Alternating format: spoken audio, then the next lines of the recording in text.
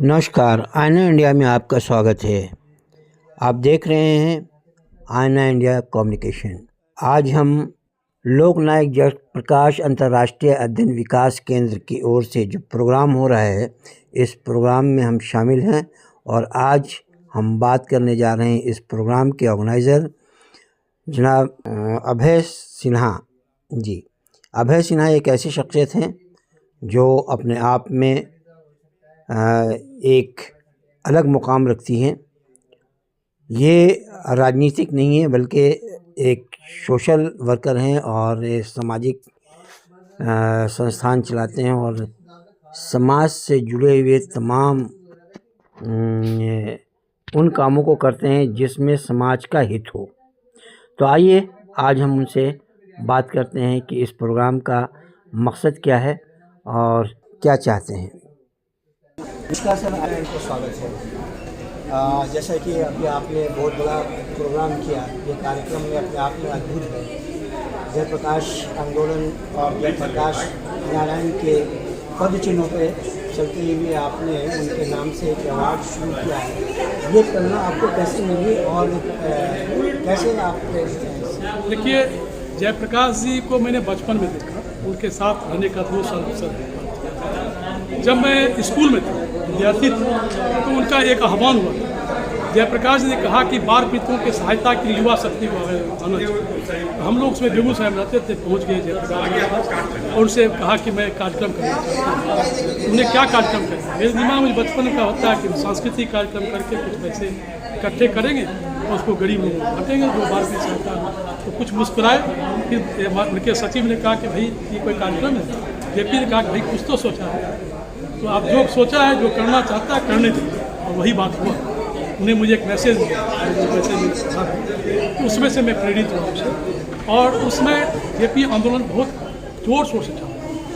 1974 का जो बिहार का आंदोलन था, मुझको लगता है शायद 1942 और 47 के क्रांति के बाद सबसे बड़ा छात्र आंदोलन। पहले वो छात्र आंदोलन था, पटना का जो आंदोलन था बिहार आंदोलन के नाम से विख्यात हुआ। जेपी 8 अप्रैल को है, जब लोगों पर विधानसभा में छात्रों को पीटा गया बर्बर तरीके से और विधानसभा घेर लिया गया। तब उसमें अब्दुल गफूर मुख्यमंत्री थे और उसमें माहौल पूरे देश में खराब हो गया। तो जेपी को जब पता चला, कुछ उन्होंने कहा कि बहुत लाठियाँ चली, बहुत टूटे, कई अखबारों के दफ्तर में शीशे फूटे। 1974 के बाद तब जयप्रकाश जी ने लोग के पास गए, छात्र नेता के उसे नेतृत्व किया, आह्वान किया कि आप नेतृत्व संभालें। उन्होंने कहा तभी मैं नेतृत्व संभालूंगा जब आप ये कहें कि विदाउट कोई हिंसा किए हुए, क्योंकि राष्ट्रीय लोग संपत्ति को नुकसान पहुँचा, राष्ट्रीय संपत्ति है, हम इसको कोई नुकसान नहीं पहुँचाना चाहते। और ये आंदोलन जब तभी चलेगा, हम इसका नेतृत्व करेंगे जब अहिंसा मुक्त, अहिंसा से आंदोलन, हिंसा मुक्त आंदोलन। तो उन्होंने कहा जी जी जी जी और हाँ, गांधी के रास्ते पर। पहले तो क्रांति की पुजारी थे, बाद में शांति की पुजारी, क्योंकि प्रभावती जी के प्रभाव। जयप्रकाश नारायण की कोई एक अलग गाथा नहीं है। उनका भूदान का काम, डकैतों का आत्मसमर्पण, दस्यु का जो चंबल घाटी के दस्यु थे सरदार माधो सिंह, मोहर सिंह, उसको समर्पण करा के पूरी जिंदगी उन्होंने गुजार जादूगिरी करते हैं।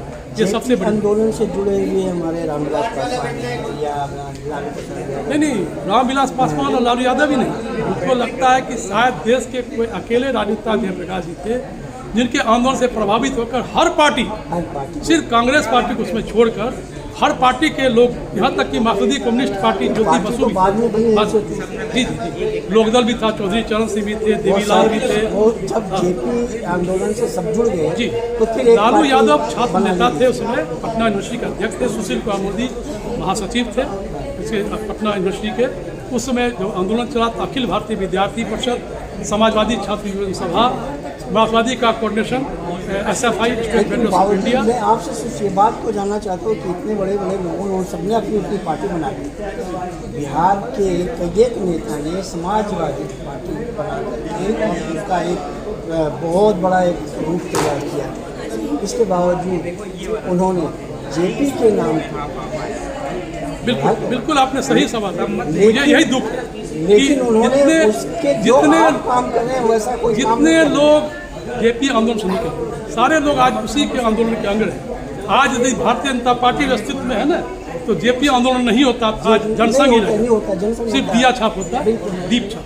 लेकिन उसी आंदोलन से उनको गति मिली, क्योंकि उसमें देश में आपातकाल लगा था और आपातकाल का आरएसएस ने भी विरोध किया। लेकिन जयप्रकाश जी थे पक्के समाजवादी, मैं इसी बात को आपसे जानना चाहता हूं। जयप्रकाश जी सच्चे समाजवादी थे। उन्होंने समाजवाद की बात की थी। उन्होंने कहा था कि न 100 से कम न 1000 से ज़्यादा, यही है समाजवाद का। और पद, पैसा, प्रचार, परिवार, यह सब जुड़े तो बेड़ा पार।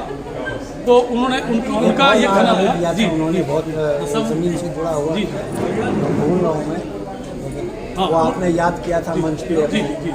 तो और सबसे बड़ी बात है कि दिल्ली में चलकर जब यहाँ आए रामलीला मैदान में, तब उन्होंने पूरे लोगों को, लोक शक्ति को जगाने का। आपने जो एवार्ड अपना फंक्शन शुरू किया है, एवार्ड प्रोग्राम शुरू किया है, आप काफ़ी सालों से चलाते आ रहे हैं इसको, तो ये एवार्ड तो आप दे रहे हैं बिना किसी लाभ लगाओगे, बिना किसी के मांगे, सब कुछ ये आप मैनेज कैसे कर रहे हैं? जी, मैं ऐसी एक हमारी कमेटी बनी ये है, ऊर्जा कैसे?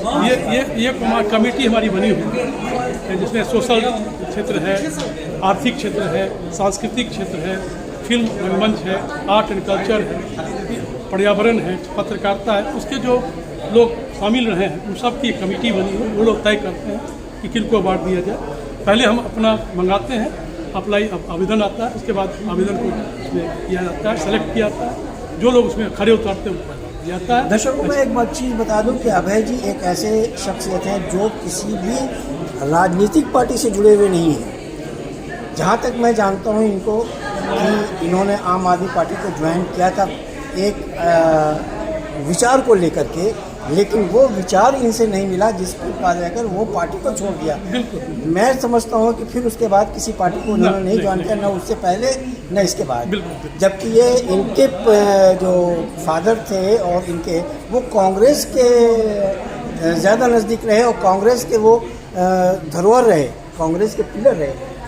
आपके पिताजी हमारे सोशलिस्ट पार्टी, अच्छा, सोशलिस्ट में समाजवाद जेपी जिसके थे संस्थापक, वो तो बहुत पहले इसमें बाद में आए किया था ना उन्होंने। और मैं ऐसा मानता हूँ कि कांग्रेस देखिए यही कारण था, अटल जी जैसा व्यक्ति ने लिखा था कि क्षमा करो, जब जनता पार्टी की सरकार बन गई थी तो तमाम लोग इकट्ठे हुए और जेपी जश्न मनाया जा रहा था। तो जयप्रकाश जी कहाँ चले गए पता है? वो चले गए इंदिरा जी के घर में, और उन्हें इंदिरा जी घर अकेले उनका वेट कर रहे थे। तो सब लोग जेपी खोजे, जेपी कहाँ है, तो पता चला जयप्रकाश जी इंदिरा जी के घर पर हैं। और पूरी चिट्ठियाँ जो प्रभावती जी को लिखती थी कमला नेहरू, सारी चिट्ठियाँ लौटा दी, क्योंकि उनका कोई बैर भाव नहीं था इंदिरा गांधी के जो पिताजी थे जवाहरलाल नेहरू, उनके बड़े भाई के समान थे, और जवाहरलाल जी उन्हें बड़े छोटे भाई कहते थे, जेपी उनको बड़े भाई कहते थे। सिर्फ उनका कोई वैचारिक नहीं था, क्योंकि सत्ता जो तानाशाही शासन है उसका वो खिलाफ।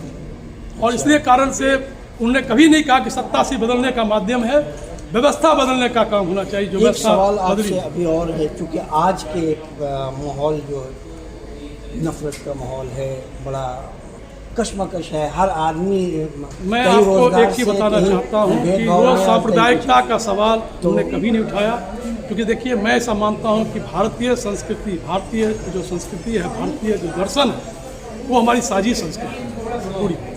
और हमारे साझी संस्कृति में हमारे साथ जितने भी धर्म का है सबका सम्मान है। और भारतीय सभ्यता, भारतीय संस्कृति पूरे देश नहीं पूरी दुनिया में विख्यात है। इसलिए हमें पहचान इसलिए कि हम धर्मनिरपेक्ष, इस कारण से हमारी पहचान है और इसमें सारे लोग समाहित हैं। मैं इस देश में देखिए जहाँ गांधीवादी विचारधारा है, समाजवादी विचारधारा है, दक्षिणपंथी विचारधारा है, साम्यवादी विचारधारा है, विचारधाराओं का संगम है, यही तुम्हारी देश की खुशबू है। उस खुशबू बनी रहनी चाहिए। तो इसलिए तो सांप्रदायिकता का सवाल नहीं उठना चाहिए देश भर में। तो ये चीज़ तब होगा देश में हमें अच्छी नफरत को मिटाने के लिए जेपी आंदोलन पे, जेपी के रास्ते पे चलते हुए हम कैसे लोगों को संगठित करें? बिल्कुल बिल्कुल ऐसा आह्वान आज के नौजवानों को ये चाहिए कि इससे बिल्कुल धर्म से जाति के अंदर ना आकर अपनी पहचान जो सामाजिक समरसता है, गरीबी है, शोषण है, अन्याय है, विषमता है, उसके खिलाफ, तभी हमारा देश समृद्ध है। फिर आप कैसे लोगों को जोड़ने का कैसे मैं प्रयास कर रहा हूँ, ऐसे लोग को मैं जोड़ भी रहा हूँ और लोग का साथ ही मिल रहा है, ऐसा नहीं है। 20-25 साल में मैंने यही प्रयास किया है लोगों को जोड़ने का, और धीरे धीरे लोग जुड़ भी रहे हैं। और मुझे ऐसा लगता है कि दिल्ली में एक ऐसा माहौल बन रहा है। इस अब लाल किला, उन्होंने कहा सदियों की बुझी राख सुबह उठी, क्या आपको नहीं लगता सदियों की बुझी राख सुबह उठी, मिट्टी सोने का ताज पनितलाती है, दो राह समय करत का घर घर ना सुनो, सिंहासन खाली कर दी जाता है। जनता आती है, ये मंत्र था जी, इनका, जी, जेपी जेपी। बहुत बहुत शुक्रिया, आपने बहुत बड़ी बात की है और उम्मीद करते हैं कि हर युवा के और आप उनके लिए प्रेरणा स्रोत बने, आने वाली नस्लों के लिए आप प्रेरणा स्रोत बने। धन्यवाद, धन्यवाद आपका भी। शुक्रिया INA से जुड़ने के लिए।